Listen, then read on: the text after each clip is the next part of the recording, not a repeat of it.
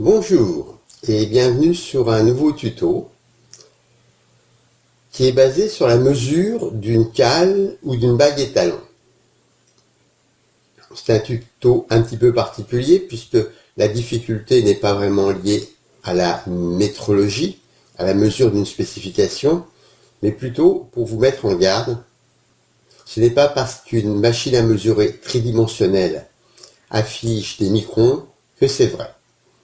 Pour ça, le TP est à faire sur toute machine. Il consiste à prendre d'un côté une cale étalon, dont on est à peu près sûr de la cote au micron près, voire au demi-micron, suivant la qualité de vos cales, et une bague étalon, dont là aussi la qualité est inscrite directement dessus. Aucune bague étalon n'est qualifiée pour une cote précise. La bague étalon de 35, par exemple, ça sera écrit dessus sa vraie valeur. Voilà donc ce TP. À chaque fois, le TP va se passer en deux étapes. Première fois, je mesure une cale étalon en gardant ma tête verticale. Je vais donc venir à gauche et à droite de la cale. Et ceci correspond à un TP qu'on a déjà fait, mesure entre deux plans, que vous retrouverez dans les d'autres tutos qui s'appellent 5000. Et dans un deuxième temps, nous allons mesurer la même cale avec un palpeur orienté d'un côté et un palpeur orienté de l'autre. De même pour la bague, il va y avoir deux étapes. Première étape, on mesure la bague comme étant un cercle, et deuxièmement, on mesure la bague comme étant un cylindre. Voilà globalement le TP. Prise en main de la machine, fixation de la pièce. On peut d'ailleurs préciser ici que la fixation de la pièce sur une MMT peut se faire comme on veut. La pièce peut être mise avec du scotch, un petit étau, ça n'a aucune importance. Le principal, c'est que la pièce ne bouge pas pendant la mesure. Pourquoi ça n'a aucune importance? Parce que de toute façon, on va calibrer notre machine sur une sphère de référence. Donc là, on retrouve ce qui a été dit. Plan-plan avec une seule orientation, plan-plan avec deux orientations, cercle-plan et cylindre-plan. Donc 4 étapes, dont la première ici correspond à des tutos déjà vus. La cale étalon, quelle qu'elle soit, la méthode qui correspond au TP 5000, c'est celle-ci. On met tout en vertical, on met la tête en vertical, on vient d'un côté et on vient de l'autre. Se reporter aux autres tutos. Maintenant, deuxième mesure, où cette fois-ci, on va mesurer en venant de chaque côté. Il faudra donc calibrer la tête d'un côté et venir dessus. Bouger la tête, les têtes Rénichaux sont réorientables, donc on réoriente la tête, on vient la calibrer et on vient palper l'autre côté. Il est nécessaire de recalibrer la tête, puisque comme on le voit très bien ici sur l'image, la petite bille rouge est ici par rapport à l'axe de la tête, et ici elle est de l'autre côté. Donc si on ne recalibre pas, on va faire une erreur d'au moins 100-150 mm. Donc calibrage en 5 points, dessus, dessous, à gauche, à droite et devant. Mesure du plan. Recalibrage dessus, devant, derrière, toujours en 5 points. Mesure de l'autre plan. Voyons ce que ça donne sous prélude. Nous voici maintenant sous prélude, où on voit la gamme complète, ici. Calibrage 1, qu'on a vu tout à l'heure. Palpage du plan 1, on voit ici apparaître en blanc sur l'image. Calibrage 2, palpage du plan 2. Pour ce qui est de la suite de la gamme, c'est exactement comme dans les TP précédents que nous avons vus, c'est-à-dire que sur le plan 1, on peut regarder son défaut de forme, 4 microns.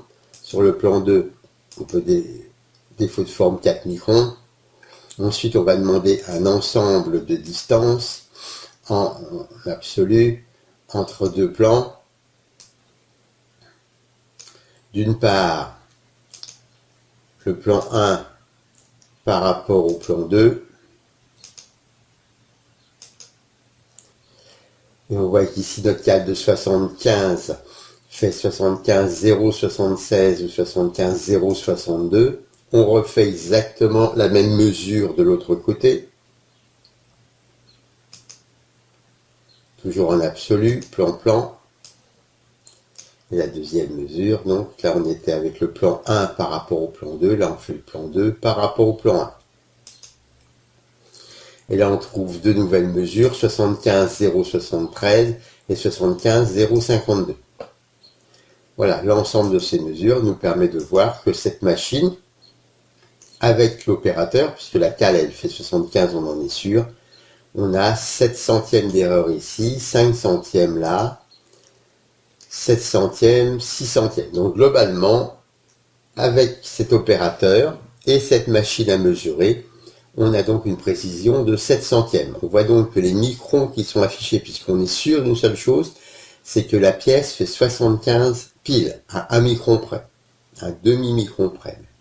Donc l'erreur qu'on voit ici, 76 microns, 62 microns, ou l'erreur qu'on voit là, 73 microns et 52 microns, ne peuvent être dus que à la machine à mesurer, qui est plus ou moins précise, et puis comme c'est une machine manuelle, à l'opérateur qui va avec plus ou moins de finesse. Voilà.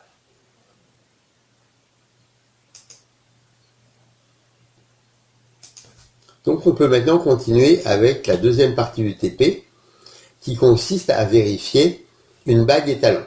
Donc comme dit précédemment, la bague étalon, sa cote est écrite dessus. Ici, par exemple, 35 plus 35 microns.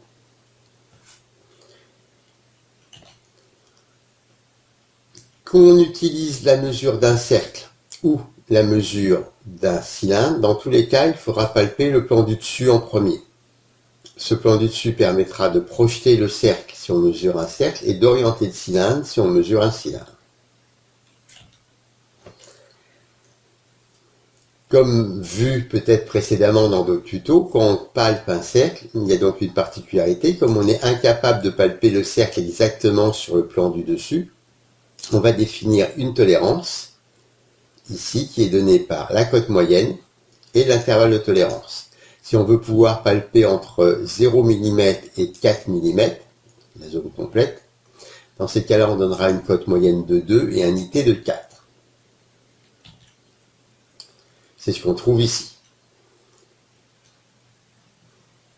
Le plan de référence, la distance que je donne, c'est le maxi plus le mini, donc 4 plus 0 sur 2, ça fait 2, et la zone de tolérance, le maxi moins le mini.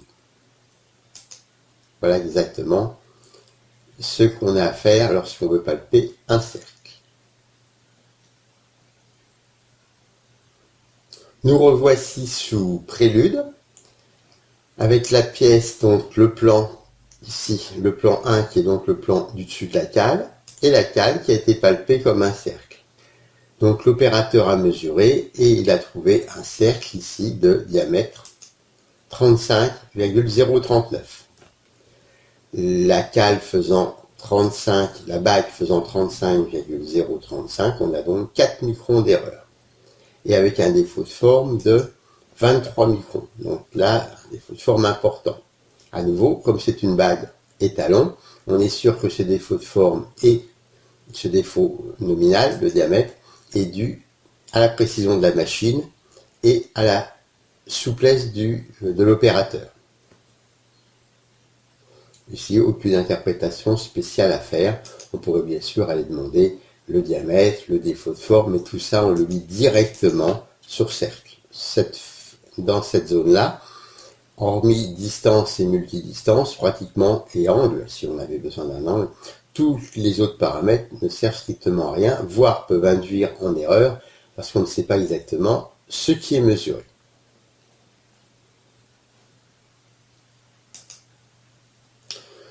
Donc une fois qu'on a mesuré la cale, la mesure cale cette fois-ci en cylindre. Lorsqu'on mesure une cale avec un cylindre, il faut lui donner soit la direction générale, c'est pour ça qu'on palpe le plan dessus, soit sinon il faut que les deux points de palpage, en tout cas sous prélude inspection, soit les deux points de palpage doivent être dans l'axe du cylindre. On voit ici.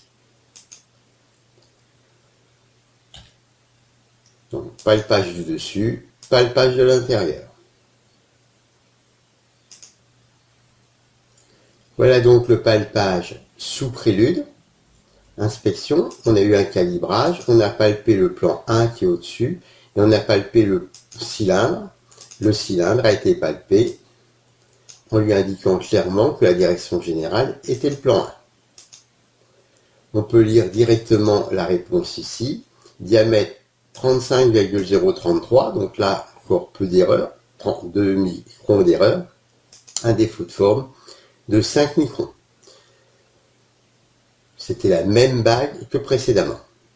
Voilà, donc ce type de ETP, une bague et une cale, nous permet de vérifier un petit peu la qualité, la précision, la justesse, tous ces paramètres qui sont très importants en métrologie, mais qui ne sont pas l'objet de ces tutos sur FMT, formation à la métrologie tridimensionnelle, et vous trouverez plein d'autres tutos qui vous expliquent en détail tous ces problèmes. Voilà donc le TP de base, façon à avoir à la fin une bonne estimation de la validité des palpages qu'on obtient et ne pas chipoter à 1 micron près, alors que de toute façon, il y a 5 microns qui sont systématiquement flous dans ce type de palpage, en tout cas sur une MMT manuelle. Voilà. Merci de votre écoute. À bientôt pour un nouveau tuto. Au revoir.